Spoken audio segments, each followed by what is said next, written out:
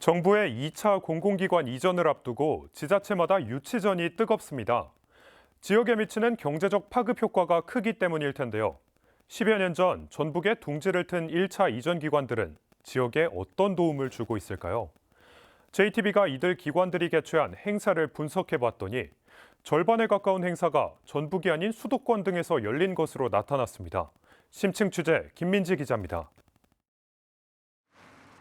전북혁신도시 이전 기관인 국립식량과학원은 지난달 장립종 벼 관련 워크숍을 열었습니다. 정부기관과 대학, 관련 기업체 등 100여 명이 모인 곳은 본원이 있는 전북이 아니라 부산이었습니다. 한국육종학회 학술대회와 연계해 열다 보니 어쩔 수 없었다는 게 과학원의 설명입니다. 기관 고유 사업하고 다르게 이제 학회랑 연계해서 이제 워크숍이나 이런 행사들을 하거든요. 한국출판문화산업진흥원도 최근 3년간 사업 설명회 3건을 모두 서울에서 열었습니다. 출판사와 관련 단체들이 수도권에 몰려 있다는 게 이유였습니다.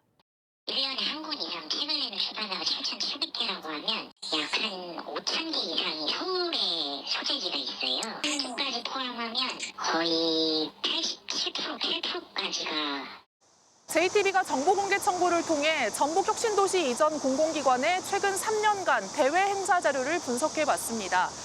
기관이 제출한 자료 가운데 대학 채용 박람회나 지역 순회 교육 등을 제외한 자료를 살펴보면 이 가운데 47%가 전북이 아닌 다른 지역에서 열렸는데요. 특히 한국출판문화산업진흥원의 경우 행사의 100%를, 한국전기안전공사의 경우 75%를 다른 지역에서 열었습니다. 이들 기관은 학회 연계나 참가자의 접근성, 그리고 인프라 부족 등을 이유로 꼽았습니다. 교통편이 아무래도 좀 불편하다 보니 전국 통학자들이 이제 와야 되는 상황이니까 사실은 뭐 다수가 좀 많이 모일 수 있는 곳을 좀 중점적으로 선택을 하지 않았을까라는. 그저 불편하다는 이유로 지역을 외면하는 것도 문제지만 이전 기관과 관련된 산업 생태계가 제대로 갖춰지지 않은 구조적 문제도 풀어야 할 과제입니다.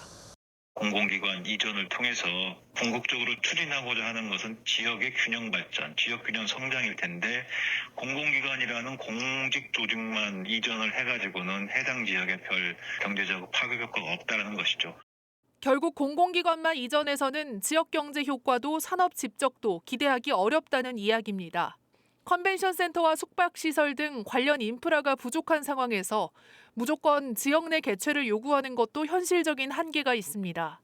조만간 가시화될 공공기관 2차 이전.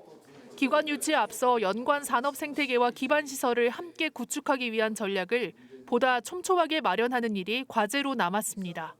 JTB 뉴스 김민지입니다.